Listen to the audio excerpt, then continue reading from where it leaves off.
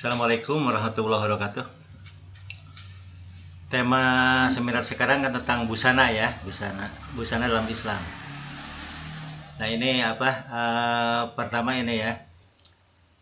Nah kita ini karena ini kuliah seminar ya, perlu menonjol hal-hal yang debatable gitu kan, yang perlu didiskusikan gitu kan. Jadi bukan yang datar-datar, bukan ya, bukan yang jawabannya sama. Kalau jawabannya sama itu kan tidak perlu didiskusikan, tidak perlu gitu kan. Nah jadi boleh temanya tentang busana, tapi yang debatable ya, yang ini yang mengundang perdebatan, mengundang perbedaan-perbedaan gitu kan. Jadi ini tampaknya tadi datar ya, yang bawa tangkap datar-datar ya, tidak ada hal yang berbeda, tidak ada gitu kan. Nah mungkin karena faktor pengetahuan mungkin ya. Sebenarnya kalau kita baca banyak hal-hal yang berbeda ya, banyak ya. Contoh yang berbeda gini, contoh yang berbeda ya, contoh yang berbeda itu misalkan apakah wanita pakai pakaian Arab ya, pakai pakaian Arab seperti wanita Timur Tengah ya, orang di Arab kan bercadar ya, apa itu pakaian muslim, pakaian muslimah atau pakaian Arab.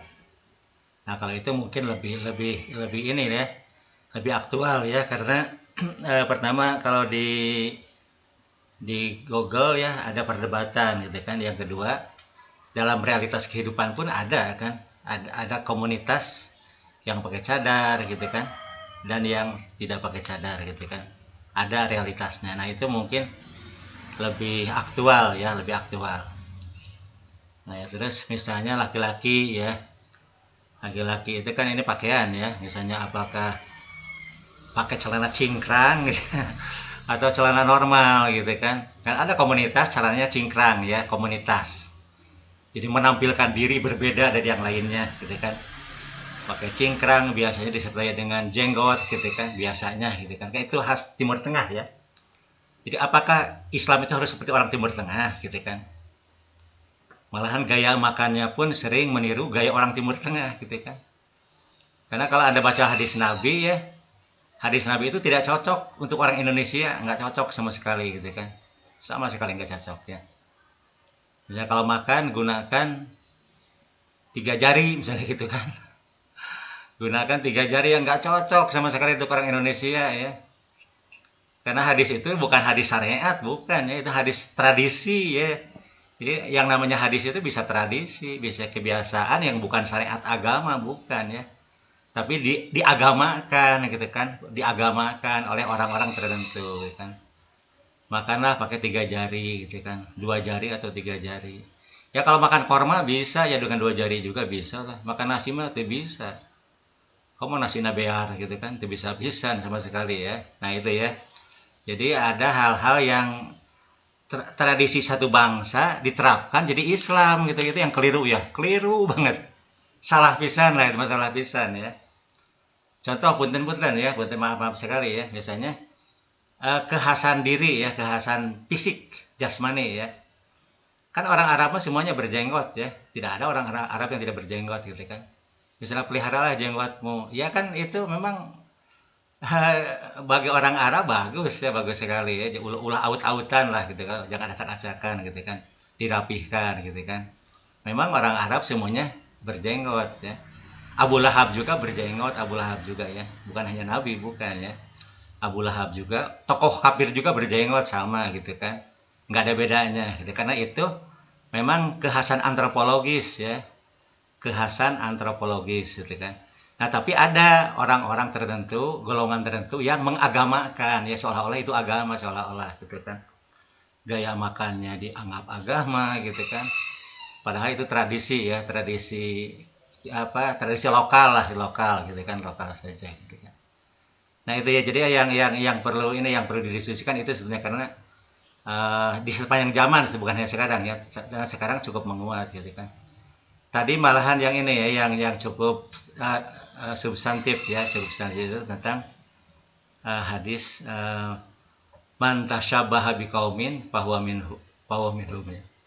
barang siapa yang menyerupai satu kaum, maka kamu tergolong kaum itu, gitu kan. Nah itu tasyabah kaum ini tuh tasyabah yang bagaimana, gitu kan.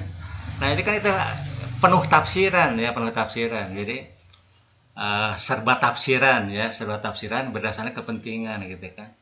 Tidak substantif, tidak asli sebagai ajaran agama Islam, tidak, gitu kan.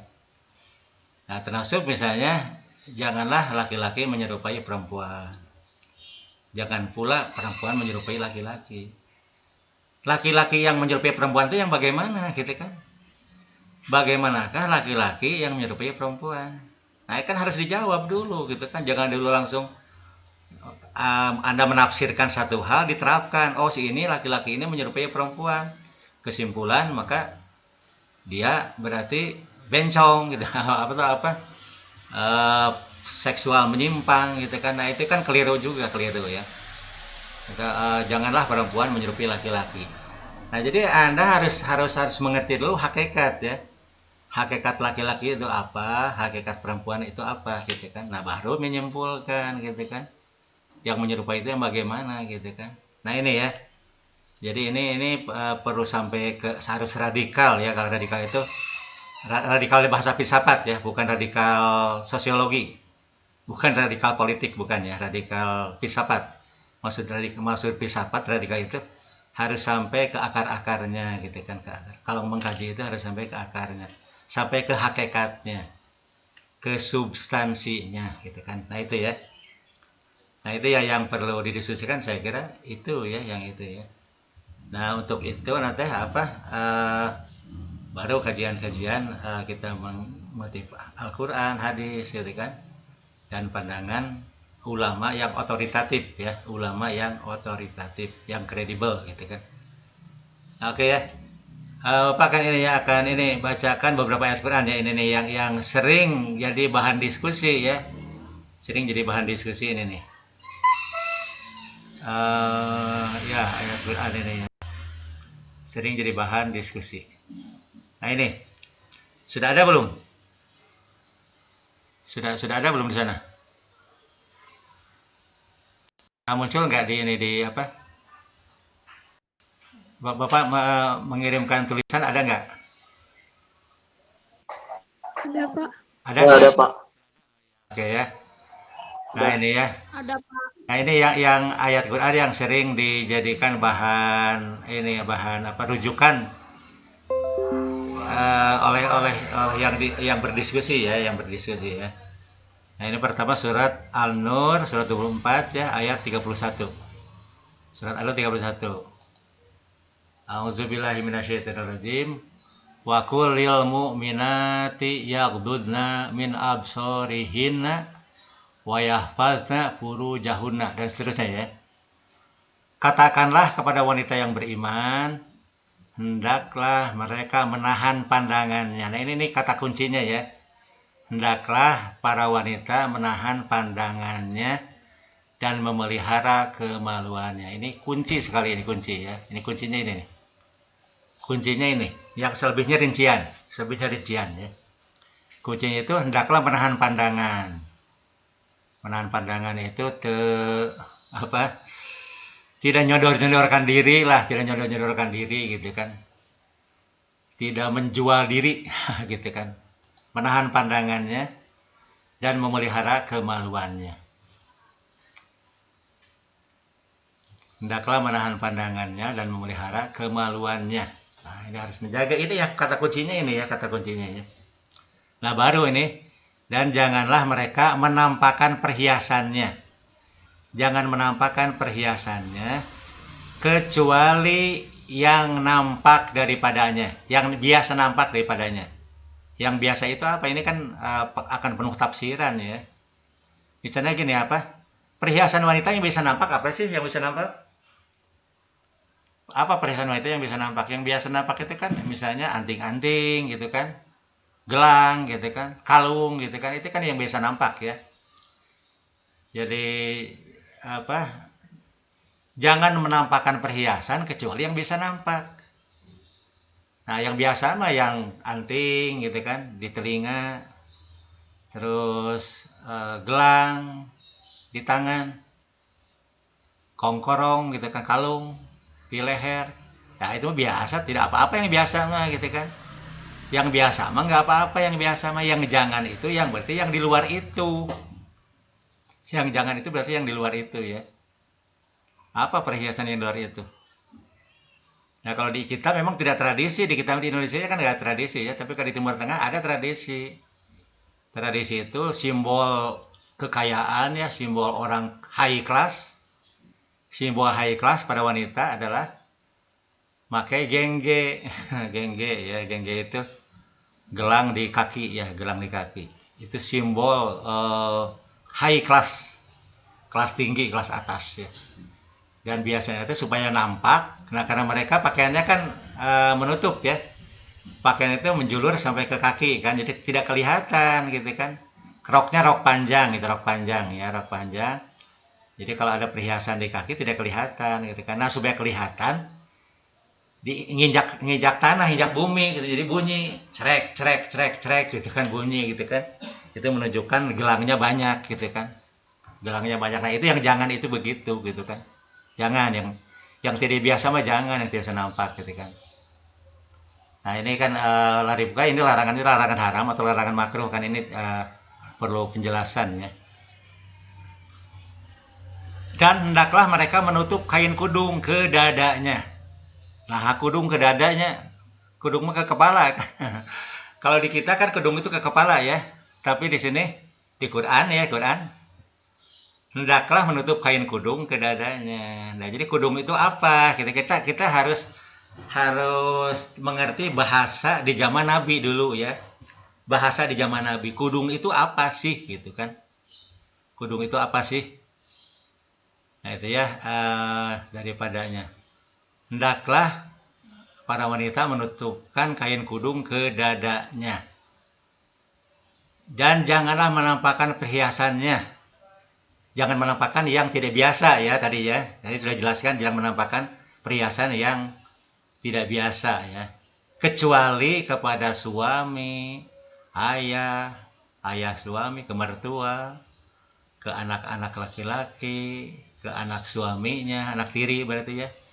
Kepada saudara laki-laki, kepada keponakan yang laki-laki, kepada keponakan dari bibinya gitu. Atau kepada wanita-wanita Islam, atau kepada budak-budak laki-laki tapi budak yang mereka miliki, dan atau kepada pelayan-pelayan laki-laki yang tidak punya keinginan terhadap anak, terhadap wanita. Tidak ada syahwat, laki-laki yang sudah tidak punya syahwat lagi, atau anak-anak yang belum mengerti tentang aurat wanita. Nah ini ada penjelasannya ada di sini.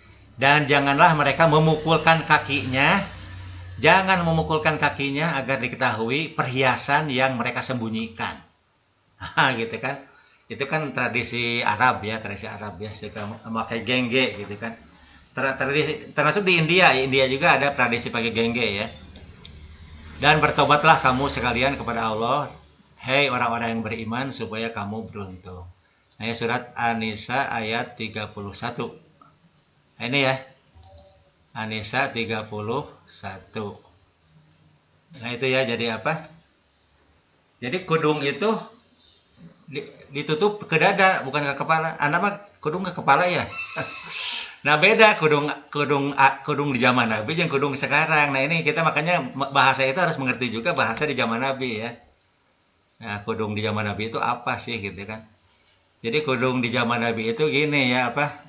Kain ya, siga kerudung sama panjang itu jilbab ya, namanya jilbab ya. Nah kerudungnya jilbab panjang sekali gitu, mungkin berapa meter lah, 2 meter gitu kan, panjang sekali gitu kan, panjang.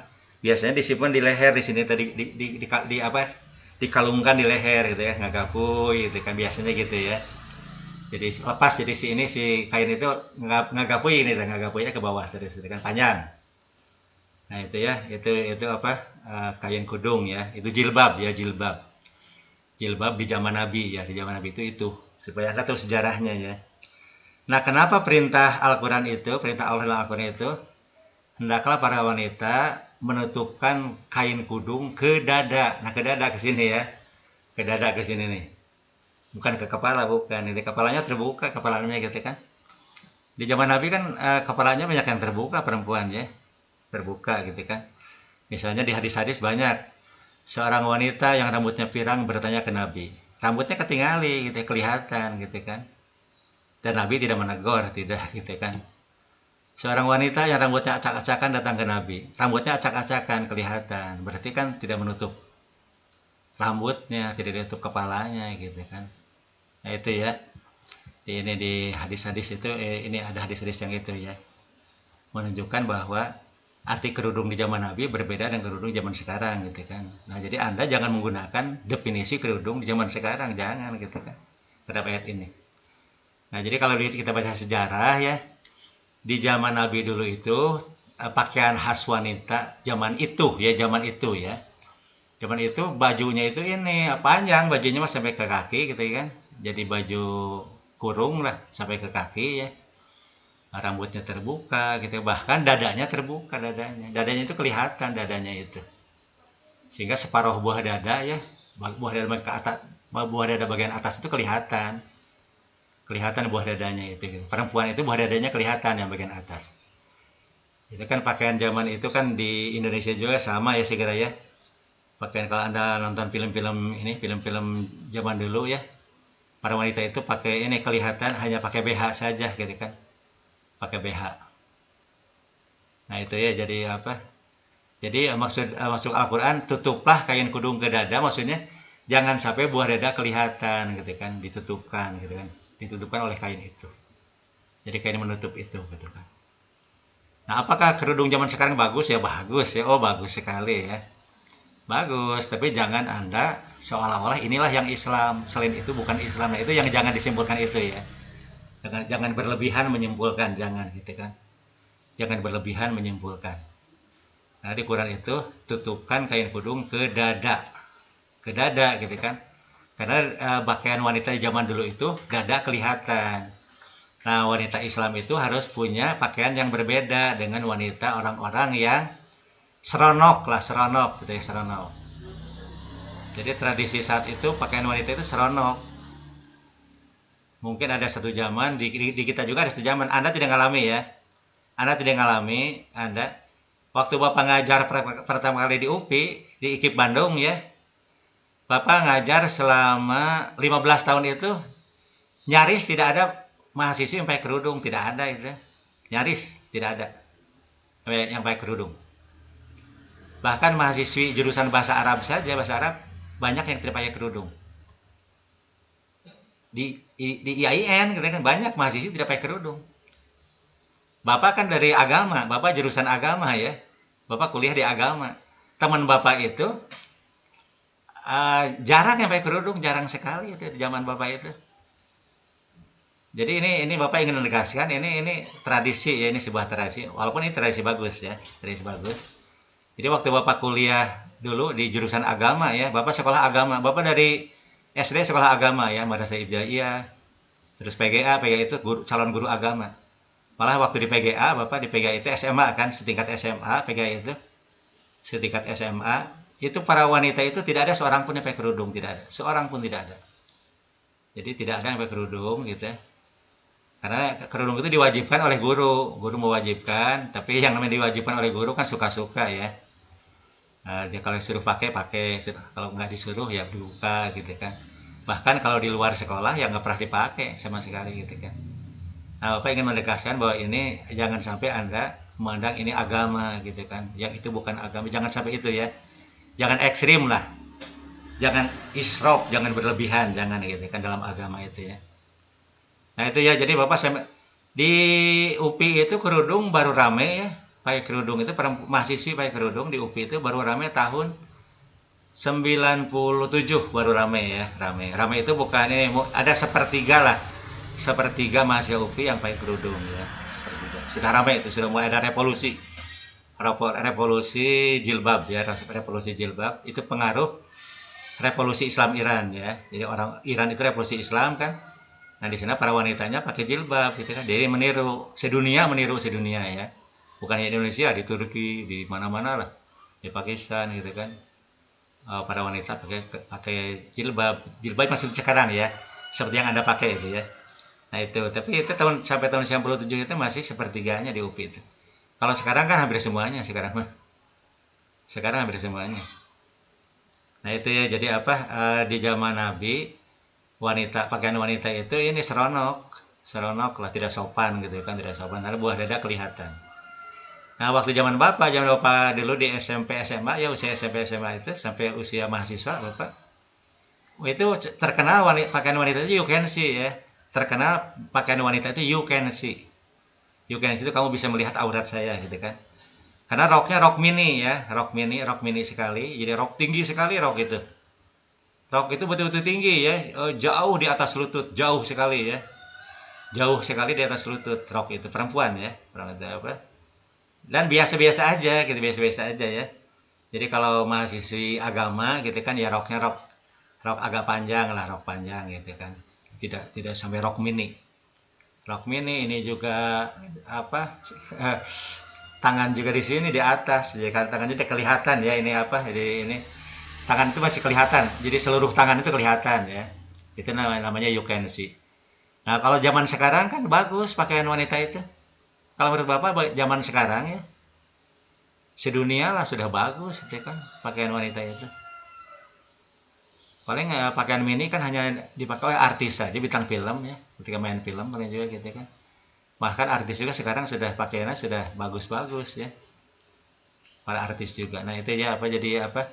Nah tapi sekarang ada tren-tren itu yang perlu Anda didiskusikan gitu ya, ada tren-tren baru berpakaian seolah-olah itu Islam, dan yang lain bukan Islam itu dianggapnya gitu kan. Itu yang jangan terjadi itu ya. Bapak akan baca lagi ayat Quran ya, ayat Quran lagi. Nah ini apa, di surat Al-Ahzab ya, ini yang sering dipakai juga Al-Ahzab ya, surat Al-Ahzab. Nah ini yang sering digunakan ya. Nah ini, A'udzubillahi minasyaitonirrajim. Ya ayyuhan nabiyyu qul li azwajika wa banatika wa nisa'il mu'minina yudnina 'alaihinna min jalabihinna zalika adna ayu rafna fala yuzaina. Wahai Nabi, katakanlah kepada istri-istri kamu, anak-anak perempuanmu, dan istri-istri orang mukmin, hendaklah mereka mengulurkan jilbabnya ke seluruh tubuh mereka. Nah maksud jilbab itu kain yang panjang itu ya, jilbab itu ya, mengulurkan ke seluruh tubuh mereka. Yang demikian itu supaya mereka lebih mudah untuk agar dikenal, oh ini wanita muslimah. Kalau Anda pakai pakaian seperti Anda kan Anda dikenal ya sebagai wanita muslimah ya. Karena itu mereka tidak akan diganggu. Dan Allah Maha Pengampun lagi Maha Penyayang. Nah jadi ini Anda supaya tahu sejarahnya juga ya. Harus tahu sejarahnya gitu kan. Harus tahu sejarahnya gini ya, bahwa di zaman Nabi itu gini kan, ketika di zaman Nabi di Madinah gitu kan di Madinah itu Anda bayangkan ya, ini apa, zaman 1500 tahun yang lalu ya, teknologi belum berkembang gitu kan, lebih-lebih di jazirah Arab ya, tanah padang pasir yang susah air ya, Anda bayangkan ya, susah air ya. Nah jadi gini, dan di zaman dulu ya tidak ada toilet, tidak ada ya, nyaris tidak, rumah itu tidak punya toilet. Jangan pun zaman 1500 tahun yang lalu ya, zaman Bapak saja, ini Bapak mulai pindah ke UPI ya, ini Bapak mulai jadi dosen UPI, Bapak di Bandung Bapak ya, rumah Bapak dekat UPI, rumah Bapak hanya 200 meter dari UPI ya, rumah Bapak hanya 200 meter, 200 sampai 300 meter lah dari UPI ya. Di daerah Bapak itu tidak ada, rumah itu tidak punya toilet, tidak punya. Jadi kalau ke toilet itu kemana? Ke sungai. Kebetulan di Bapak ada sungai ya, dekat Bapak ya 40 meter dari rumah Bapak ada sungai gitu ya. Jadi orang-orang itu pada ke sungai kalau mau BAB gitu kan, kalau BAB itu ke sungai. Nah, Bapak membuat program ini, membuat program toilet umum lah Bapak itu dulu, buat toilet umum di masjid gitu ya. Di masjid itu nggak ada hanya ada tempat duduk tapi tidak ada toilet gitu kan.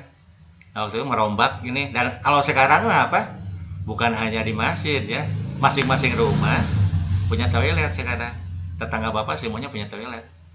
Coba Anda bayangkan tahun 1500 tahun yang lalu di Arab ya, di padang pasir ya. Air susah gitu kan. Nah, jadi kalau orang-orang wanita khususnya ya, wanita itu kan lebih menjaga diri ya ketimbang laki-laki ya. Lebih menjaga kesucian dirinya ketimbang laki-laki gitu kan. Laki-laki mah agak bebas.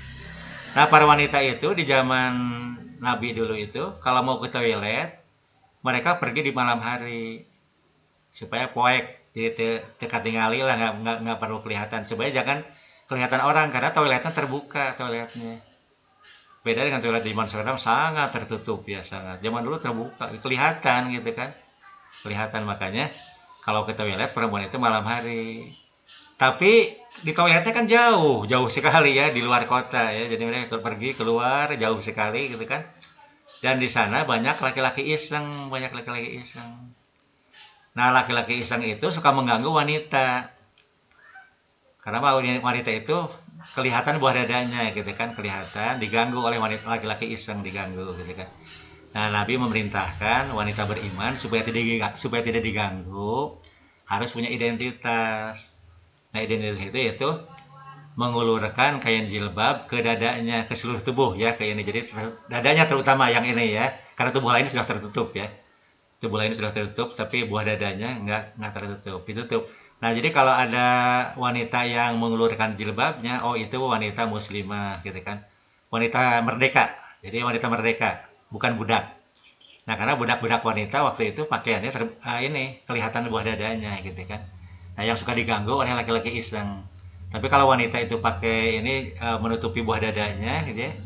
Nah, mereka tahu oh itu wanita merdeka, tidak berani diganggu gitu kan. Nah, sejarahnya gitu, sejarahnya ya. Sejarahnya gitu kan. Uh, ya zaman dulu lah ya, ada yang membayangkan zaman dulu gitu kan. Ya kita lihat ini ayat Quran satu lagi ya yang sering diinikan, yang sering jadi rujukan, beda, ada yang beda menafsirkan ya, beda menafsirkan ini. Satu lagi nih, ayat Quran surat Al-Ahzab ayat 53 ya. Nah, ini apa? Auzubillahi minasyaitonirrajim. Ya ayyuhallazina amanu la tadkhulu buyutan nabiyyi ila ayyu'azana lakum ila ta'amin ghairu nazirina. Nah, seterusnya ya. Wahai orang yang beriman, janganlah kamu memasuki rumah Nabi kecuali bila kamu diizinkan untuk makan dengan tidak menunggu-nunggu waktu makan. Nah, jadi Nabi itu kan orangnya kan sangat peduli ya, sangat peduli ya. Dia kalau sedang makan, dia diajak makan semuanya. Jadi kalau ada tamu datang ke Nabi di saat makan, ya Nabi pasti juga makan. Yang penting kalau sedang banyak makanannya, kalau sedang tidak ada gitu kan. Dan Nabi pasti nawaran makan pasti gitu kan. Nah itu ya. Tetapi jika kamu diundang maka masuklah. Tapi selesai makan kamu harus segera keluar. Jangan asik ngobrol, jangan. Karena Nabi tidak akan berani mengusir kamu, tidak akan berani ya. Oh, silahkan pulang, nggak akan berani Nabi itu gitu kan. Padahal itu mengganggu waktu Nabi, diganggu gitu. Nah, terus apabila kamu minta sesuatu keperluan kepada istri Nabi, maka mintalah dari belakang tabir. Nah, jadi tidak berhadapan ya dengan istri Nabi, tidak berhadapan. Nah, ya, ini cikal bakal ya, ini kelihatan ini. Share-nya ada ya. Surat Al-Ahzab ayat 53 ya. Apabila kamu minta sesuatu keperluan kepada istri Nabi, maka mintalah di belakang tabir. Cara yang demikian itu lebih suci bagi hatimu dan hati mereka. Menjaga kesucian sahabat Nabi dan istri Nabi ya. Dan tidak boleh kamu menyakiti hati Rasulullah, dan tidak boleh pula mengawini janda-janda Nabi. Janda Nabi tidak boleh dikawini untuk selama-lamanya. Nah itu ya. Nah jadi ini apa? Ini keterangan cadar itu biasanya digunakan pakai pada itu ya, bahwa istri Nabi kalau ada tamu laki-laki menemui istri Nabi, maka istri Nabi itu tidak boleh berhadapan, tidak boleh. Itu karena Nabi sudah ini ya, waktu itu ayat ini turun kan Nabi sudah apa? Sudah hampir meninggal dunia ya, sudah hampir. Jadi artinya istri-istrinya sudah hampir mau janda gitu kan. Nah, janda istri Nabi itu nggak boleh dinikahi, nggak boleh. Makanya untuk apa bertemu laki-laki? Toh tidak akan kawin. Nah, jadi ini larang perintah ada hijab, itu hijab ya, jarak. Ada dinding pemisah antara laki-laki dengan istri Nabi itu yang khusus istri Nabi, khusus. Tidak berlaku untuk wanita umumnya, tidak berlaku ya. Karena istri Nabi itu setelah Nabi wafat jadi janda selamanya sampai mati. Tidak boleh nikah lagi, tidak boleh gitu kan. Nah, itu ya. Jadi apa? Dasarnya itu ya untuk apa bertatap muka itu toh tidak bisa kawin, tidak bisa gitu kan. Nah, kalau wanita yang lain kan boleh nikah. Janda boleh nikah. Bahkan didorong untuk menikah, didorong gitu kan. Nah, itu ya. Jadi itu yang ini. Yang ayat Quran yang ditafsirkan jadi jauh nafsirkannya ya, jauh nafsirkan jadi harus pakai cadar gitu kan, terlalu jauh ya. Ya kalau istri Nabi ya memang tidak boleh dinikah, sedangkan wanita lainnya bahkan didorong untuk menikah ya itu. Nah itu ya, jadi apa, Anda harus supaya tahu dalilnya langsung gitu kan. Dan memang cadar tradisi di Timur Tengah juga tradisi ya, tradisi. Jadi kalau di Timur Tengah ya bagus ya, karena itu tradisinya. Di Indonesia ya boleh-boleh saja ya, siapa yang melarang sih? Apa di Indonesia ada yang melarang? Tidak ada yang melarang kan, boleh-boleh saja silahkan gitu kan. Jadi yang tidak pakai cadar jangan menghalangi wanita bercadar, yang dihalangi jangan, biarkan saja. Itu kan keyakinan. Kita harus menghormati keyakinan, harus dihormati ya, keyakinan. Dan wanita yang bercadar pun jangan merasa suci, jangan saya itu yang paling Islam saya, jangan gitu ya. Biasa-biasa aja lah, biasa-biasa. Bahkan jadi orang Islam itu harus merasa paling buruk ya. Saya paling buruk ibadahnya, saya paling buruk amal solehnya, saya paling buruk akhlaknya, sehingga saya terus-menerus bertaubat dan meningkatkan kualitas ibadah, kualitas amal sosial, dan kualitas akhlak. Nah itu sikap orang Islam. Harus merasa lebih jelek. Tidak boleh merasa lebih baik, tidak boleh. Tidak boleh menuduh orang lain jelek, nggak boleh gitu kan. Saya mah sholat tiap hari 5 waktu. Si itu malah jarang sholat juga. Nah, jangan diomongkan, jangan itu ya. Itu merusak ibadah Anda ya. Ibadah Anda rusak. Oleh Allah dicoret ibadahnya itu ya. Kalau ngomongin batur. Jangan sekali-kali menilai keberagamaan orang lain, jangan. Nah, itu ya. Jadi tadi man tasyabaha ya, barang siapa menyerupai laki-laki menjadi perempuan, perempuan menjadi laki-laki. Jadi ini Anda harus definisikan dulu, maksud laki-laki itu apa sih? Wanita yang menyerupai laki-laki itu apa sih? Apa yang paling dominan dari laki-laki? Yang jangan diserupai oleh perempuan, apa yang dominan? Nah, itu yang harus Anda jawab. Apa yang dominannya? Nah, itu yang jangan, yang dilarang. Haram itu ya, haram, yang haram. Jadi jangan asal diterapkan ke apa saja gitu kan. Wah, di zaman laki-laki ada pakai anting. Walah, ini pakaian wanita anting gitu kan. Laki-laki pakai anting menyerupai perempuan gitu kan. Sekarang sudah biasa, sudah ramai ya, laki-laki banyak yang pakai anting gitu kan. Nah, orang sudah tidak ngeritik lagi. Dulu zaman Bapak pertama kali, kritikannya teh ustad-ustad itu di masjid-masjid. Janganlah laki-laki menyerupai perempuan, dalil dikeluarkan. Ngeritik yang laki-laki pakai anting gitu kan. Itu kan nggak tepat sasarannya, nggak tepat ya. Sasarannya nggak tepat. Jadi apa wanita yang menyerupai laki-laki? Wanita menyerupai laki-laki itu yang paling pasti sedunia sepakat ya. Wanita yang bogoh ke wanita lagi. Wanita mencintai wanita. Nah, itu yang menyerupai laki-laki. Laki-laki yang menyerupai perempuan adalah laki-laki. Dia laki-laki. Tapi bogoh ke laki-laki deui. Nah, itu yang menyerupai perempuan ya. Jadi jangan dilihat dari sudut lain-lain, jangan gitu kan. Yang pasti-pasti. Yang pasti-pasti gitu kan. Jadi yang pasti laki-laki menjadi perempuan itu, ciri khas perempuan adalah bogoh ke laki-laki. Kalau ada laki-laki bogoh ke laki-laki, itu mah perempuan itu mah gitu kan. Nah, itu yang jangan ya. Yang jangan menyerupai itu yang jangan ya. Dan ini keras sekali ya. Al-Qur'an keras sekali kan, umat Nabi Lut itu kan diazab oleh Allah ya karena itu. Laki-laki senang ke laki-laki, perempuan senang ke perempuan. Banyak yang gitu kan. Banyak yang gitu. Jadi Anda bayangkan zaman sekarang itu jauh lebih berat daripada zaman Nabi Ayub. Nabi itu ya, Nabi Lut ya. Sekarang itu aduh macam-macam sekarang mah. Di zaman Nabi Lut kan hanya ini, ada laki-laki senang ke laki-laki lagi. Ada perempuan senang ke perempuan lagi. Itu zaman Nabi Lut ya. Zaman sekarang coba bukan hanya itu. Ada laki-laki yang senang ke laki-laki, senang ke perempuan, senang juga ke laki-laki. Aneh kan, lebih aneh lagi. Ada perempuan yang senang ke laki-laki, tapi senang bogoh juga ke perempuan. Itu yang dikenal dengan bisek ya, yang dikenal dengan bisek ya. Wah, ini lebih ngawur.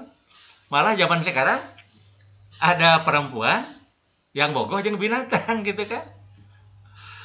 Ada laki-laki yang bogoh dengan binatang. Aduh, ini sudah wah, lebih kacau ya kalau melihat itu mah gitu kan. Nah, jadi menyerupai jangan asal ditembak ke atribut, jangan ya. Apa yang paling menonjol misalnya. Misalnya umat Islam jangan menyerupai orang Yahudi. Apa Yahudi itu yang menonjol? Apa yang menonjol pada orang Yahudi? Yang menonjol itu kan orang Yahudi itu sombong. Sombongnya menonjol ya. Kalau sombongnya seperti orang Yahudi gitu kan, jangan.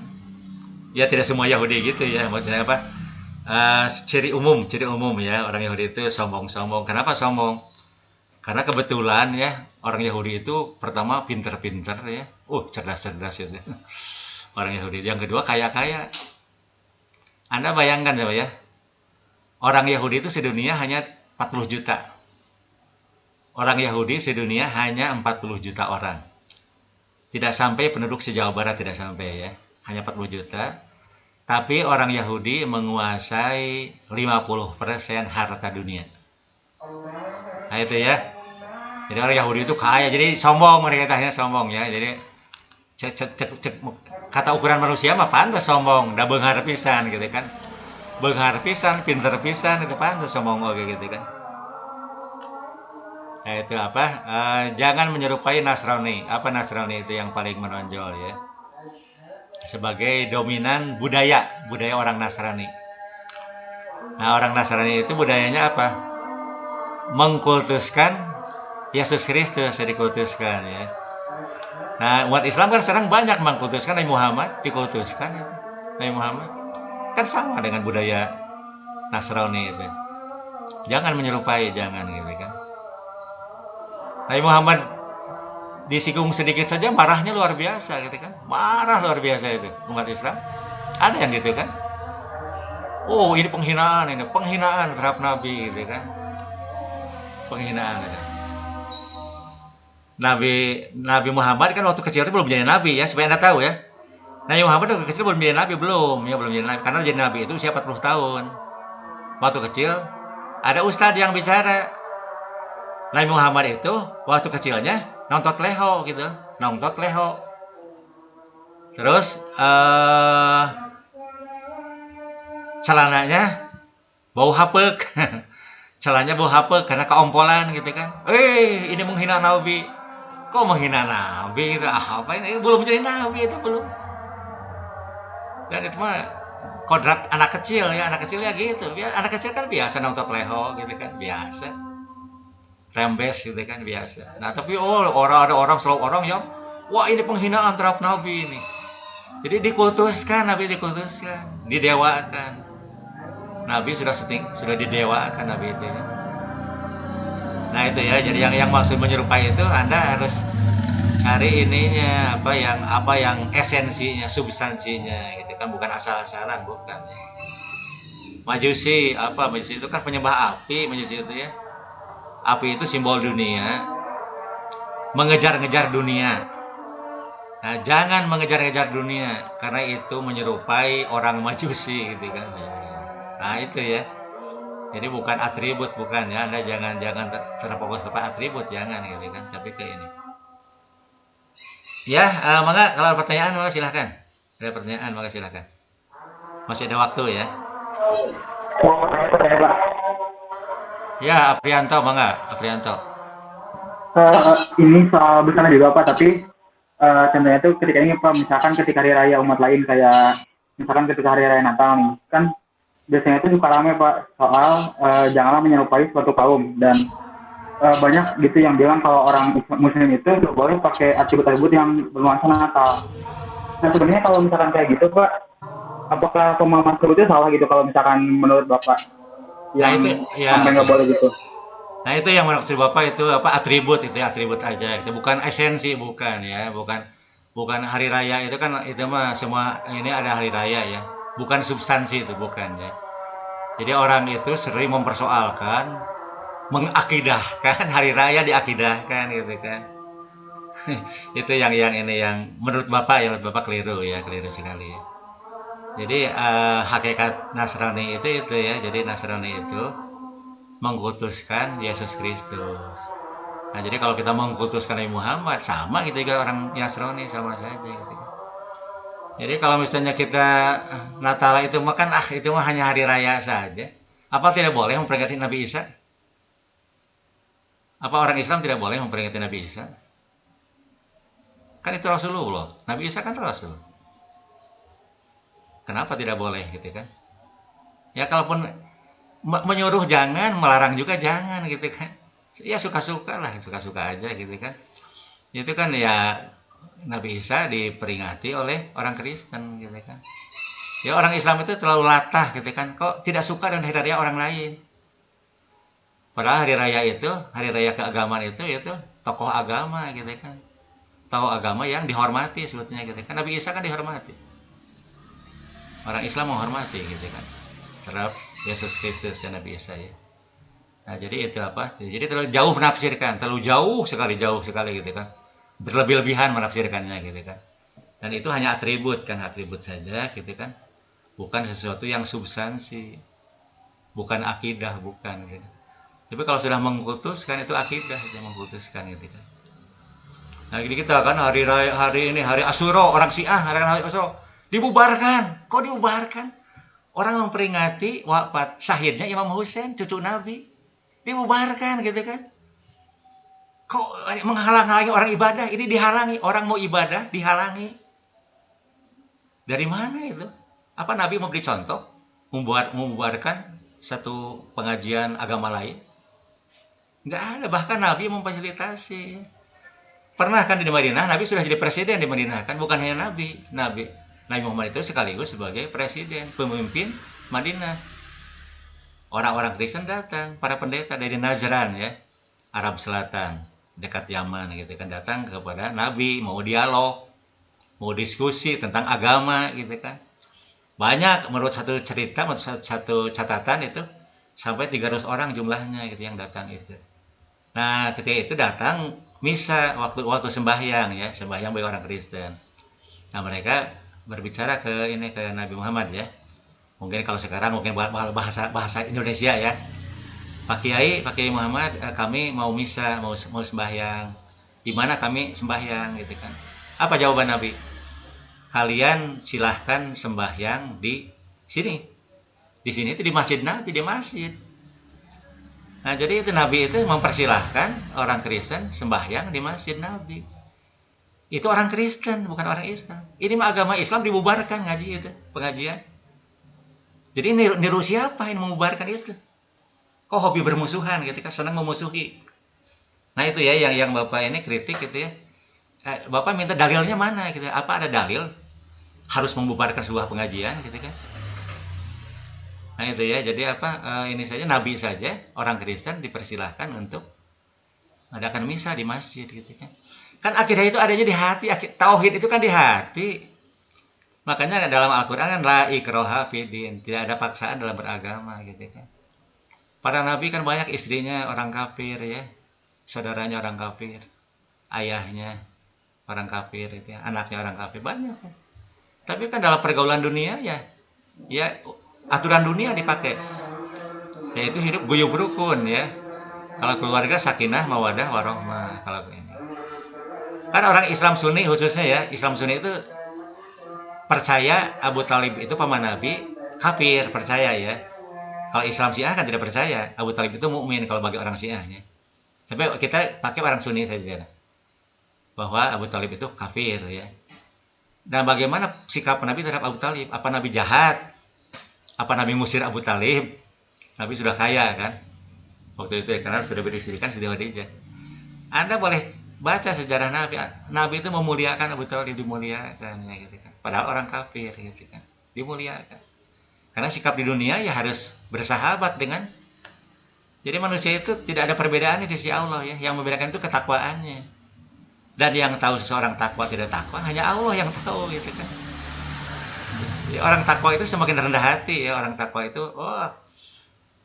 dibuat marah juga tidak marah ya. Dibuat marah saja tidak marah. Kalau orang menciptakan marah gitu kan, menghina orang lain kan membuat orang lain marah, memusuhi orang lain kan buat orang lain marah. Ini apa ini orang Islam? Apa ini ajaran Islam? Ajaran mana gitu kan? Bahkan buat Bapak bukan ajaran semua agama. Tidak ada agama yang mengajarkan harus bermusuhan, tidak ada gitu kan. Nah itu ya, jadi apa? Jadi kalau misalnya hari raya itu ya itu hal-hal manusiawi, itu kehidupan bermanusia ya. Akidah agama itu menyangkut akidah itu kan di dalam hati ya, di dalam hati gitu kan. Nah itu ya, jadi kalau menurut Bapak Aprianto ya, jadi apa? Kalau menurut Bapak itu tidak tergolong meniru sebuah kaum, enggak ya itu mah ya. Jadi kan orang juga punya keyakinan itu kokoh keyakinan itu ya. Susah diubah ya, keyakinan kan susah diubah ya. Susah. Mangga ada lagi silahkan.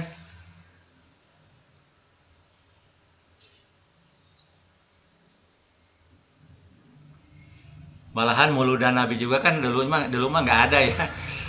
Di zaman Nabi kan tidak ada peringatan Maulud Nabi ya, tidak ada gitu kan. Itu pun hal sesudah Nabi saya kira ya. Maulud Nabi itu memperingati Maulud Nabi ini apa terjadi sesudah Nabi wafat ya. Tapi kalau Nabi Isa Anda baca ya di surat apa lupa di Ali Imran atau di surat apa lupa lagi apa ya. Nabi Isa mengucapkan selamat hari Natal itu Nabi Isa itu. Selamat di hari kelahiranku gitu kan. Selamat di hari kelahiranku. Di hari wafatku. Selamat di hari wafatku. Artinya wafatnya husnul khotimah ya. Dan selamat di hari kebangkitanku. Selamat masuk surga gitu kan.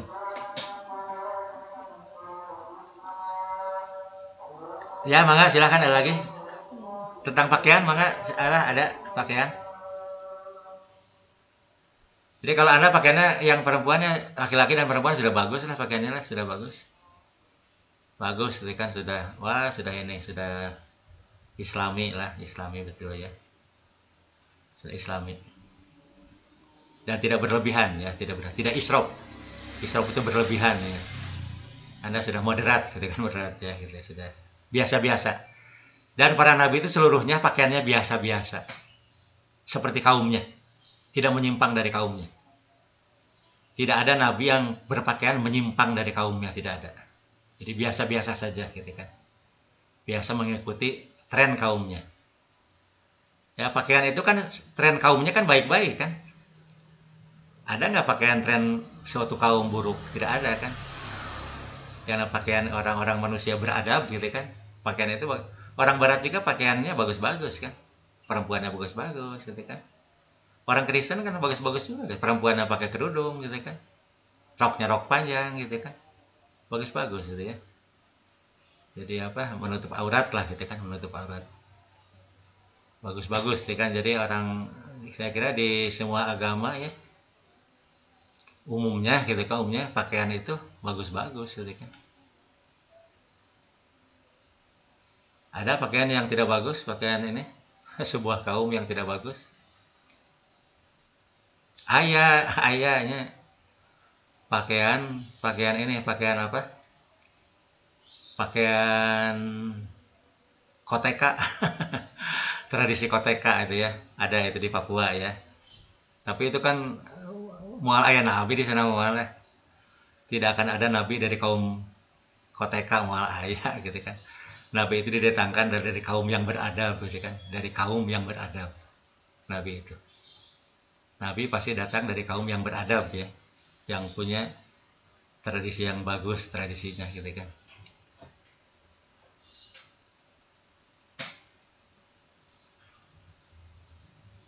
Jangan-jangan kalau yang tidak beradab itu bukan turunan Nabi Adam ya, bukannya.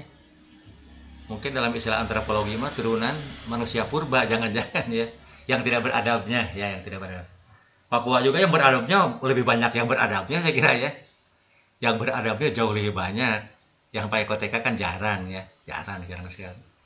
Itu orang sangat pinggiran, sangat pedalaman lah. Orang yang sangat pedalaman. Orang-orang umumnya Papua kan beradab, pakaiannya biasa sama aja gitu kan. Malahan orang-orang yang bersahaja juga ya, orang-orang apa, Malay Baduy kan, pakaiannya kan bagus-bagus juga ya, pakaiannya gitu kan, bagus pakaiannya gitu.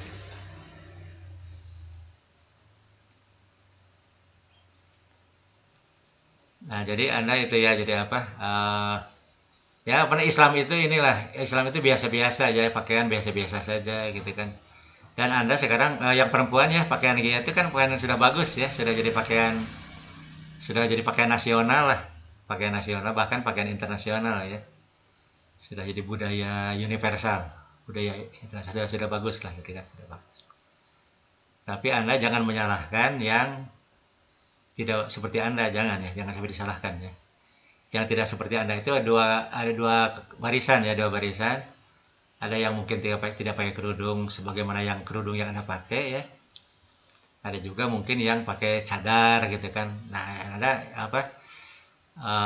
Jangan merasa lebih baik lah, biasa-biasa aja, biasa-biasa gitu kan. Dan saling menghormati. Nah, itu apa? Bapak kembali ke masalah dalilnya bahwa batasan aurat perempuan itu pun di kalangan ulama ada dua mazhab ya, dua mazhab besar gitu kan.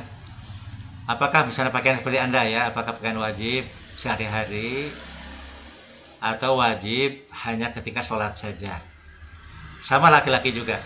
Apa laki-laki aurat itu lutut dan pusar di atas itu apakah ketika sholat ataukah di luar sholat? Nah, ulama ada yang berpendapat, dua pendapat ya, ada yang mengatakan ya sehari-hari, ada juga yang mengatakan itu batasan aurat sholat ya. Jadi kalau sholat batasannya yang laki-laki ya harus di bawah lutut dan di atas pusar. Walaupun kenyataannya kalau orang Islam baik-baik ya, walaupun batasannya minimalis ya, hanya pusar saja, tapi kenyataannya kalau orang laki-laki Islam kan pakai baju yang sempurna gitu kan, pakai sarung sempurna menutup ini bagian bawah gitu kan, atau celana panjang kan sempurna bagian bawah gitu kan. Nah jadi lebih dari yang minimalis ya, lebih ya. Perempuan pun sama, perempuan juga kan ada yang mengatakan perempuan itu yang harus seperti Anda itu ketika sholat gitu ya. Kalau di luar sholatnya tidak harus begitu gitu kan. Anda boleh menampakkan rambut gitu kan, ada yang berpendapat gitu. Dan Anda harus menghormati, tidak boleh menyalahkan, tidak boleh ya. Karena itu hasil ijtihadnya, Jadi jangan menyalahkan yang membolehkan tidak berkerudung seperti Anda. Jangan nyalahkan juga yang pakai cadar, jangan disalahkan, jangan ya. Itu kan hasil ijtihad. Dan itu keyakinan masing-masing. Kita harus hormati ya keyakinan itu ya, harus hormati. Nah, yang Bapak ingin tegaskan yaitu apa? Menyerupai itu jangan, menurut saya jangan ya. Cari substansi ya, substansi. Jadi hakikat yang diserupainya apa gitu kan. Jadi kalau diterapkan apa saja nanti anak-anak Bapak protes. Anak Bapak protes nih, anak-anak SMA ya. Bapak punya anak perempuan di SMA, protes. Berarti bakal mempertanyakan gitu kan, Pak, guru agama kok gini bicaranya cina. Ini apa? Ditegur gitu oleh guru agama. Kenapa? Karena menyukai lagu Korea. Anak muda kan sekarang sedang tren gandrung Korea ya. Gandrung dengan lagu-lagu Korea gitu kan, budaya Korea itu gandrung sekali. Nah, guru agamanya mengharamkan karena mengeluarkan dalil itu. Man tasyabaha biqaumin fahuwa minhu. Barang siapa yang menyerupai suatu kaum, maka kamu termasuk kaum itu. Nggak terima, anak-anak Bapak kan nggak terima. Ya memang nggak terima. Dia kan dirinya tidak begitu, hanya seneng lagu. Seneng dengan lagu-lagunya, lagu Korea gitu. Kok disebut menyerupai gitu kan oleh guru agamanya. Itu terlalu latah ya. Dia yang menyerupai di sini menyerupai yang merusak agama ya, merusak akidah. Akidah itu rusak. Jadi bukan kita menafsirkan ke orang lain, bukan ya, diri kita. Jadi merusak diri kita. Jadi kita jangan mendekati itu, gitu, jangan. Nah itu ya.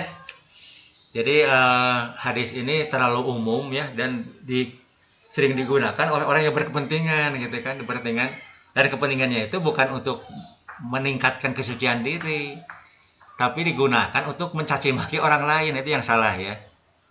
Udah salah menafsirkan, udah salah, akhlaknya buruk ya. Mencaci maki orang lain, menghina orang lain, menyalahkan orang lain gitu kan. Nah, jadi kita harus kembali ke misi Islam ya. Misi Islam itu akhlak mulia yang sempurna ya.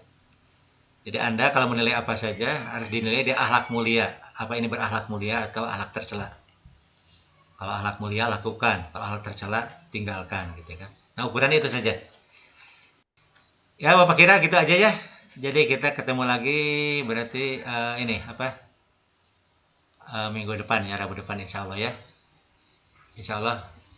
Assalamualaikum warahmatullahi wabarakatuh.